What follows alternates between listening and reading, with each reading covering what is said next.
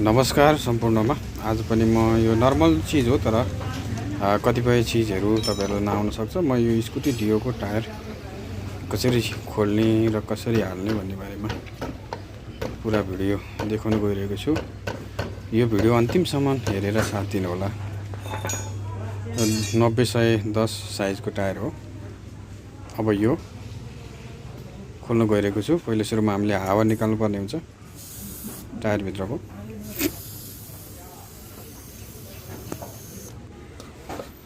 अब यो दुवैपट्टिको बिट झार्नुपर्ने हुन्छ। बिट नझारिकन हामीले टायर खोल्न सक्दैनौँ। यो बिट झार्नाले चाहिँ यो टायर चाहिँ भित्र छिर्ने हुन्छ। त्यसकारणले हामीले सजिलै खोल्न सक्छौँ, नत्र भने बिग्रिने सम्भावना हुन्छ। दुवैपट्टिको बिट झार्नुपर्ने हुन्छ।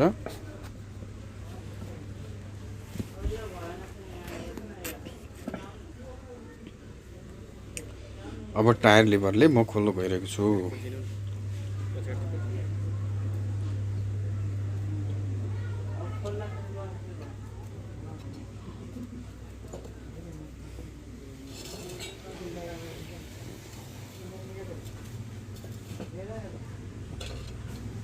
यो खोल्दाखेरि हामीले धेरै ग्याप लिएर खोल्नु हुँदैन। कम ग्याप लिएर खोल्यो भने हामीले सहज हुन्छ र अन्तिम धेरै खोलिसकेपछि धेरै ग्याप लिएर खोल्नुपर्ने हुन्छ। यो मैले पुरै भिडियोमा देखाइरहेको छु।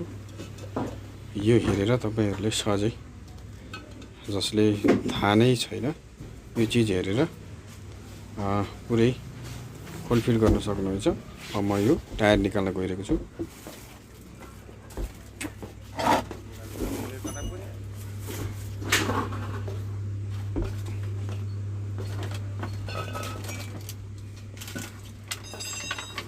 अब यो व्हील हो। यो व्हील एकदम फोहोर र पुरानो लिक्विडहरू भएको कारणले यो लिक्विडलाई चाहिँ पुरै सफा गर्नुपर्ने हुन्छ। यो वासिङ मेसिनको माध्यमबाट म पुरानो लिक्विड र यो लेयर ख्या जस्तो बसेको हुन्छ, यसलाई म सफा गर्न गइरहेको छु।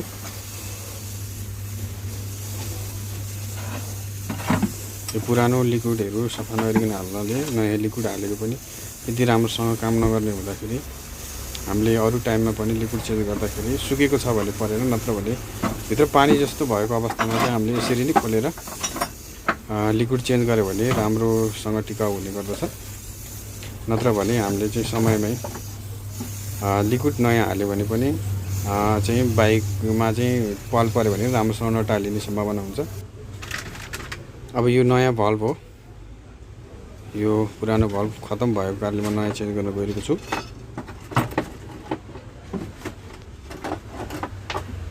पहिला वासर हुन्छ रबरको, अनि त्यसपछि अर्को बाहिर फलामको वासर हुन्छ, अनि नट कस्नुपर्ने हुन्छ।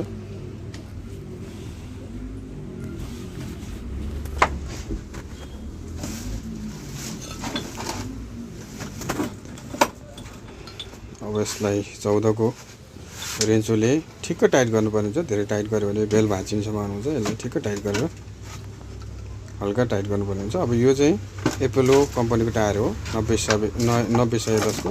यो एरो कतापट्टि राख्नुपर्छ भन्ने एरो म देखाउन गइरहेको छु। यो एरो चाहिँ हामीले जता अगाडि बाइक कुद्छ घुड्छ त्यतै फर्काएर राख्नुपर्ने हुन्छ।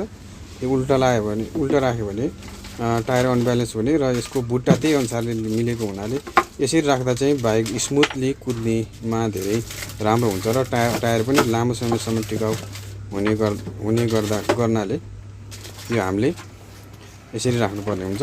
अब म यो स्कुटरको व्हीलमा टायर हाल्दैछु।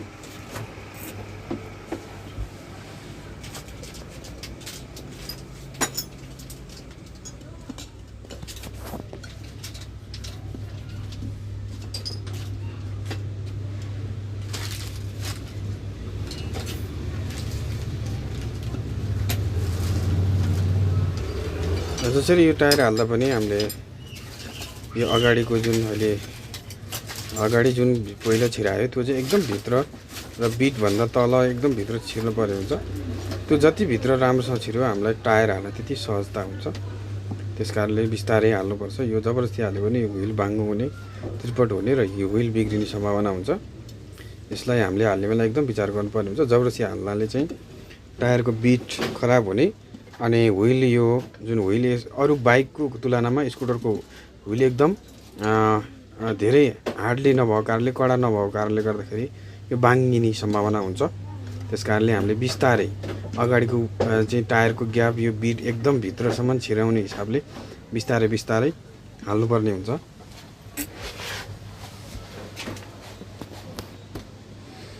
अब अलिकति ग्याप राखेँ मैले। अब यसलाई चाहिँ म टायर लिक्विड हाल्न गइरहेको छु। पहिले सुरुमा हल्का यो लिक्विड हाल्नको लागि मैले लिभरले फट्याएँ। अब यो रबड हुन्छ, यो रबड चाहिँ के काम गर्छ भन्दाखेरि यो रबडले चाहिँ जुन हामीले किलाहरू छिर्यो र चाहिँ हावा गएको टाइममा र पञ्चेड भएको टाइममा यो रबड र लिक्विड सँगै गएर त्यो पालमा चाहिँ गएर ब्लक गर्ने काम गर्ने गर्दछ। त्यस कारणले यो रबडको चाहिँ भूमिका धेरै महत्त्वपूर्ण हुन्छ। यो रबड नहालिकन फिट गऱ्यो भने पनि टायरमा राम्रोसँग चाहिँ नि लिक्विडले काम नगर्ने हुन्छ।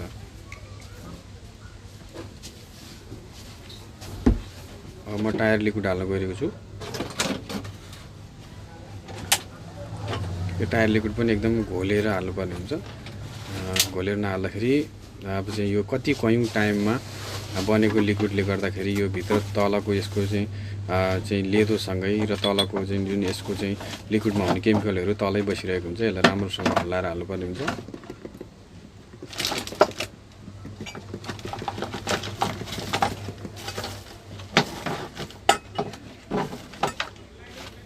यसरी नै हरेक बाइक स्कुटरको टायर यसरी नै चेन्ज गरिन्छ।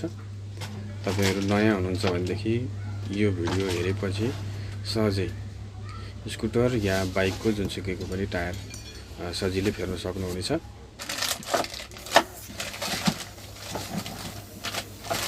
अब म हावा हाल्न गइरहेको छु।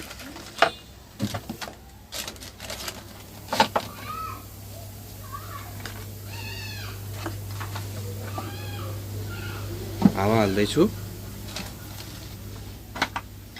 अब यो हावा हाल्दा पनि बिट बराबरी यो व्हिलको बराबरी बिट निस्किनु पर्ने हुन्छ। यदि निस्केन भने टायर तिर्पट र हल्लिने हुने गर्दछ।